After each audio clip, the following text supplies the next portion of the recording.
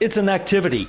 It's something that companies really need to manage and treat it like it's a verb. They need to treat pricing as a verb just as they treat manufacturing or sales or something of that nature. And that is changing the way at which companies should organize themselves and make decisions when it comes to pricing. It's no longer the job of an Excel data jockey.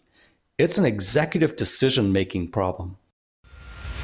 Coffee's for closers only. So we've established my proposal is sound in principle. Now we're just haggling over price. Let's see how much we're going for on eBay. I mean, it's the same as Dunkin' Donuts. Costs 15 times the price. Welcome to Impact Pricing, the podcast where we discuss pricing, value, and the incredible relationship between them. I'm Mark Stiving. Today, our guest is the one and only Tim Smith. Here are 3 things you want to know about Tim before we start. He has been CEO of Wiglaf Pricing since 2002. That is 17 years for those of you who are having trouble with math. He's an adjunct professor at DePaul University, and he's written 4 books on pricing, including what I would consider the most comprehensive textbook available today, called Pricing Strategy. Welcome, Tim. Oh, it's my honor, Mark. Hey, it's going to be fun. So how'd you get into pricing? Well, I started out saying I did quantitative marketing, and I quickly learned that that meant nothing to anybody. But I landed a job with Symantec, and they were addressing a pricing question because Microsoft decided to try to enter the antivirus area. And Symantec liked an article I wrote about how Symantec should respond. My basic response to Symantec was, ignore Microsoft. They're a small player. You're charging good money. I know they're cheaper than you, but they haven't taken your space. And I made more money in that project than I usually did in 2 years of work. And I decided, I think pricing should be the focus of what quantitative marketing means. So you're telling me that you made more money by saying don't do anything? Yeah. Okay, nice. Love that. So when you did that project with Symantec, is that when you formed Wiglaf? No, I'd already had Wiglaf formed back in 2002, as you mentioned, but I didn't focus solely upon pricing until about 2007. Oh, okay. So Wiglaf was the quantitative marketing piece in the beginning. Nice. Okay, where does Wiglaf come from? What's the name mean? Wiglaf was Beowulf's advisor. And just like a good advisor, the very first Anglo-Saxon advisor, he handed Beowulf the sword to kill Grendel's mother. He didn't kill Grendel's mother. As a good consultant, my job is to enable my Beowulf executives to go out there and slay their dragons and make good decisions. What a great answer. I take it you've practiced that one a few times. Well, I thought it was a good name for a business. You know, the very first recorded Anglo-Saxon consultant advisor. I have since realized that very few people remember Beowulf or have read Beowulf, and it was just too obscure. But I still like the name. And it's fun to tell the story, so who cares? I'm certainly not going to name my company Smith & Associates. That's a good thing. Good thing. So what prompted you to form the company in the first place? Oh, I was unemployed. I'd been looking for work for about a year, had no luck. People kept saying, well, you should go into consulting. We like what you're saying. So I listened to them. And then I had to learn the difference between a compliment and a customer. That sounds painful. It was. But I'm out of that pain today, so it's fine. Yeah, things are going well for you, I can tell. So let's talk about pricing, because that's what people really want to hear about. And what's a big question I could ask? What do you think is the most important thing to know about pricing today? It's an activity. It's something that companies really need to manage and treat it like it's a verb. They need to treat pricing as a verb just as they treat manufacturing or sales or something of that nature. And that is changing the way at which companies should organize themselves and make decisions when it comes to pricing. It's no longer the job of an Excel data jockey. It's an executive decision-making problem. That's an interesting concept. By the way, I really like the book, Pricing Done Right. So I really enjoyed that book in the fact that you talked a lot about roles and responsibilities in there and who needs to do what. Is that leading you to the pricing as a verb piece? Oh, definitely. It was based upon that research where I wrote an article about that topic, that pricing is a verb. What had happened is when I started in pricing, the first question I had was, well, let's define the field. What is pricing as a field? And that's what led to the textbook you mentioned, Pricing Strategy. I realized listening to a lot of talking people at conferences, they didn't really define the subject. They just kind of talked around it. We didn't really have the right tools and techniques and thought paradigms for making pricing a profession within a company. Well, when Pricing Strategy was written, it's a great book if you want to learn how to do pricing as a pricing person. Awesome. The problem is that I don't expect a CEO to read the tools and techniques and all of the intricacies of pricing. I want a CEO, to organize her team to make pricing done right. And that was the nature of the second book, the research. Yeah, one of the things I struggle with a lot is I tell people I'm a pricing expert, and so often people reply, oh, I don't do pricing. But that is so far from the truth, because so many people touch how do we create value? How do we communicate value? How do we capture value? It's pervasive in the company. And so how do you get a company to, I don't know, what's the word? Is it pricing? Is it value? How do you get a company to adopt this concept that says, look, it's a team effort. It's not a person. I think you've hit upon a very large problem. And it's one that is hard work to try to convert companies away from that viewpoint. You take like a large food manufacturer, food producer, think of breakfast cereals, for instance. In the breakfast cereal market, marketing may come up with a target price. They hand it over to sales that are given some sort of budget for managing allocations, and they assume that they have pricing under control. I don't know of a single cereal manufacturer that's making good money. Clearly, there's something wrong. But to get the word out to that group, to the CEO, it's just a challenge.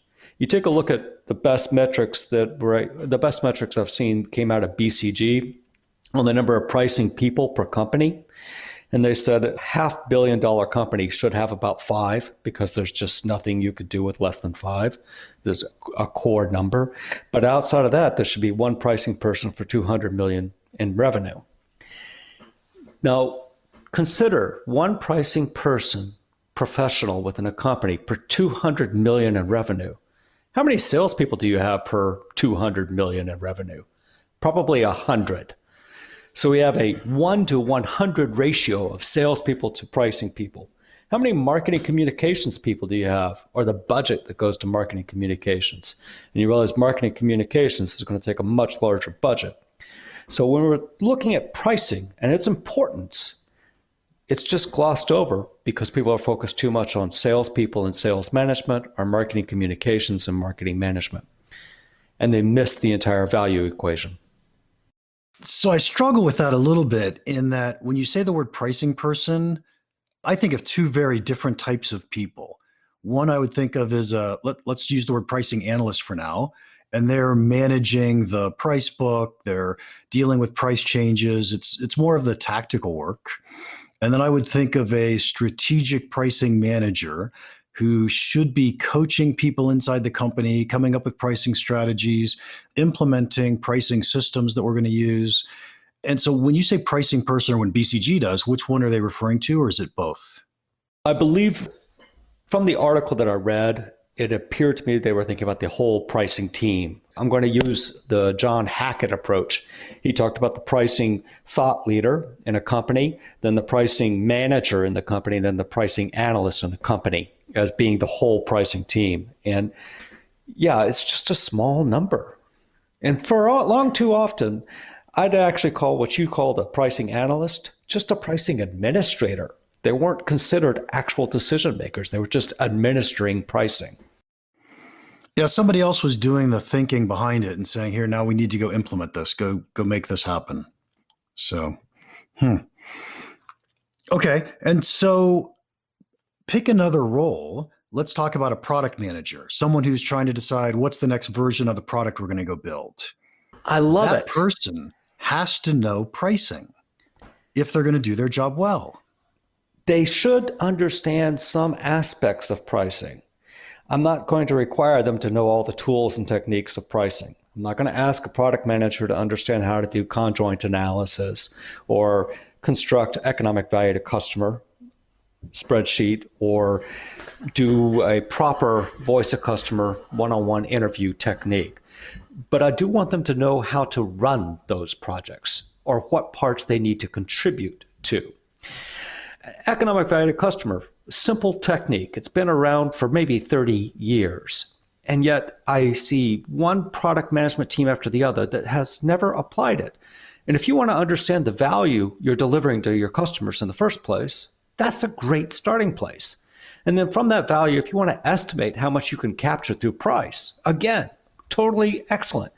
It's pricing getting inserted in the new product development cycle or something of that nature, rather than being considered nothing more than an afterthought. And what's my cost? I'll just add on my usual margin.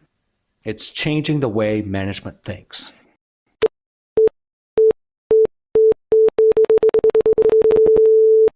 Time out for a quick ad. If you're currently working in a subscription business, I'm guessing this is what your world feels like.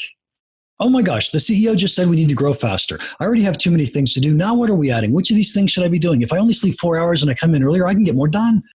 Well, here's my advice. You can go with the flow and do what you're told. I mean, doing busy work and doing what other people tell you to do isn't the worst job in the world. After all, I used to dig ditches for a living. Or there's a better alternative. Take responsibility. You determine what drives your product's growth. When you choose the right activities and then execute them well, it boosts your career. To help you drive your product's growth, we put together a powerful online course called Accelerate Your Subscription Business. This course provides you the framework that helps you decide which of your tasks are most important right now. Most importantly, though, it helps you think strategically about your subscription business, not just about your tactics. The course is only $500. What a tiny investment considering what this could do for your company and your career. To learn more, go to www.championsofvalue.com. I look forward to seeing you there. Yeah, I think that's really fair. I tend to not think pricing people need to do the things you talked about, right? I don't think pricing people have to know how to run conjoint. I think we have, not you and I, but a pricing person inside a company has to understand what it is and when to use it and how to use it and how to interpret it. But they're really there to coach the people to say, look, are we thinking about value for the products that we build and as we talk about them in the marketplace? Is that consistent, or do you think they really need to know those techniques? I agree with you completely. You take some companies like 3M, where they're constantly innovating. There, they'll do an internal conjoint analysis team. You take a different company that's manufacturing, let's say, MRI. I have no expectations that a Medtronic making an MRI machine would know how to do a conjoint. And if they needed that conjoint done, they would outsource it because but they do need to know, should we do conjoint? Should I do economic value to customer? How would I actually want to analyze my prices once they're in the market? What does a historical transaction analysis look like? What are the questions I need to address? Yeah, I would think the pricing person would absolutely be on top of all of those KPIs, watching trends, trying to figure out where we have opportunities for improvement. What else does it mean when you say pricing is a verb? What am I missing so far? So there's got to be more to it. So I want pricing to get deeply engaged in the product development with the product managers, rather than just being an afterthought after the product has already been developed. I also want pricing to get deeply engaged in sales enablement. Salespeople need tools to communicate the value if you're going to expect those salespeople to capture any. Salespeople also need to know what segments of the market is likely to purchase so that they don't waste the time on customers that are out of the market. They're really out of scope. There's so many ways that pricing can help salespeople structure their deals, even at the discount and the tactical decision-making levels, to drive greater profitability and greater performance for that salesperson. Pricing should get engaged in those decisions as well. The sales enablement, the commercial policy, the discounting strategy. So when you say pricing should get involved, do you mean in your mind, are you thinking a pricing person should be involved? Or are you thinking the people who do this should have a grasp of pricing concepts that they're using as they do their job? I'm going to answer in a slightly different direction. I want a pricing professional to be working, probably internally, to be working with their sales executive to design the commercial policy with them. Pricing experts are awesome at clarifying trade-offs and detecting where value may sit.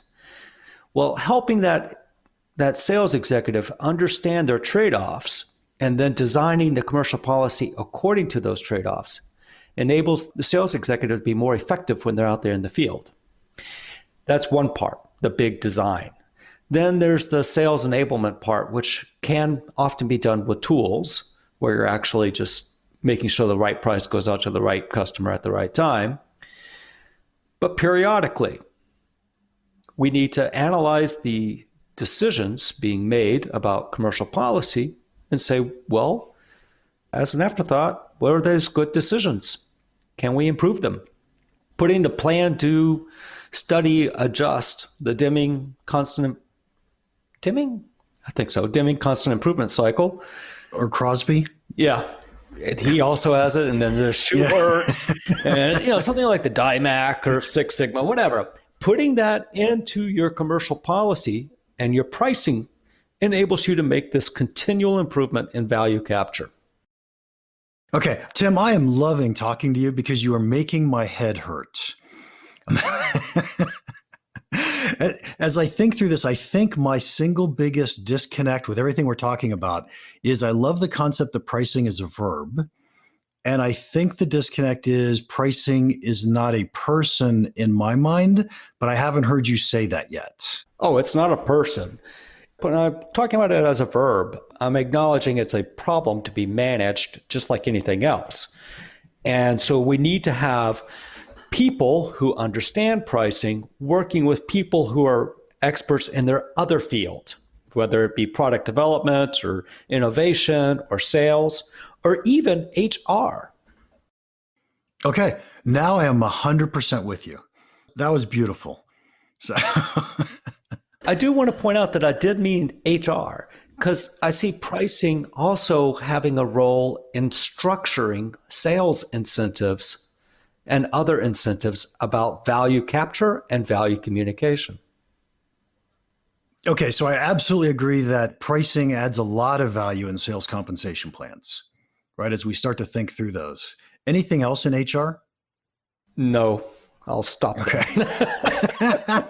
So in my mind, I was thinking, well, we want to hire people who understand value and the concepts, but I wasn't sure I could go there. You can. Okay, so let's shift gears just a little bit. Tell me about Wiglaf. What are your big projects, the types of things you like to do? About 3 to 4 times a year, we go into a medium-sized enterprise, small to medium-sized enterprise, and we spend a quarter doing a pricing transformation project. And in that pricing transformation project, we look first at the question of how are you making decisions today? Who's making them? Who's not making them but should be making them? What is the outcome of those decisions? Is that the outcome you actually expected? Then we start to work on the people and the culture. And the culture change is probably the biggest part. How do we change the way a team works so that sales, marketing, and finance each brings their A game to a pricing decision and enables the CEO for her to reach her goals with her business or business unit? That's been a large part of it. The other part of our work is new product development. Got to put a price on it.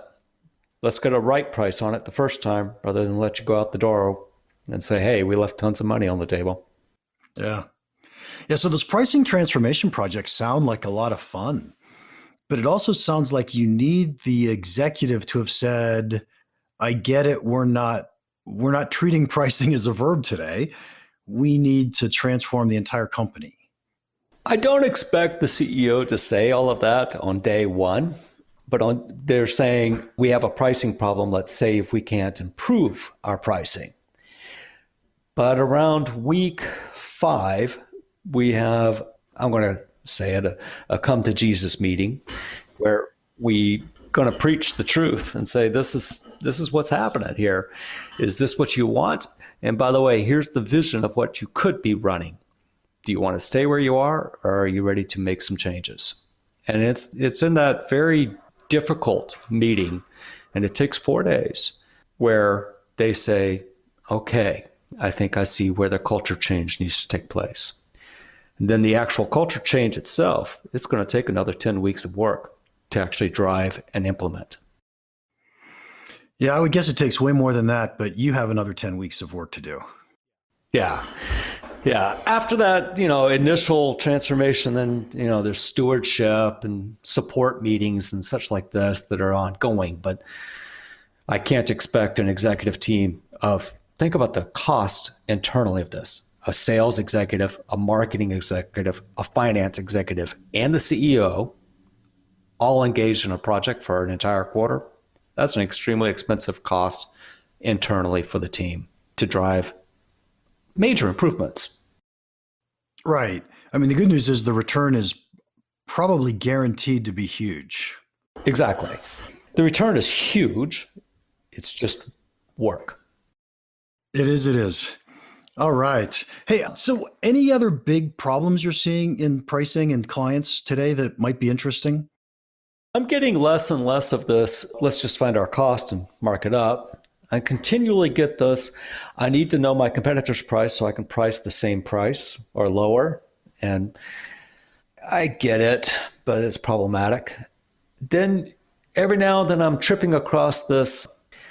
Let's just build a huge customer base first, then we'll figure out how to do pricing. After all, that worked for, Uber, no. Lyft, no. WeWork, no.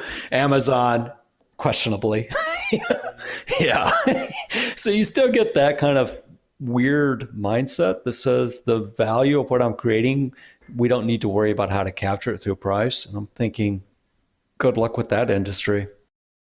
Okay. We're going to have to wrap this up here in just a second, but I always end with the following question. What's one piece of pricing advice that you would give our listeners that you think would have a big impact on their business? Don't go for the cheapest customer. Go for your best customer and set your price there. Nice. Let's try doing segmentation before we set our prices. Yeah. Very nice. Very nice. Hey, Tim, thank you so much for your time today. If anyone wants to contact you, how can they do that? Reach out to me on LinkedIn, where 450,000 other people did. All right. Episode 43, all done. My favorite part of today's podcast, let's see. I think it's the whole concept that says pricing is a verb, and it's pervasive across the company because I'm just so in agreement with that whole concept. What was your favorite part? Please let us know in the comments or wherever you downloaded and listened to the podcast. While you're at it, would you give us a 5-star review? And if you have any questions or comments about the podcast or about pricing, feel free to email me at mark@impactpricing.com. Now, go make an impact.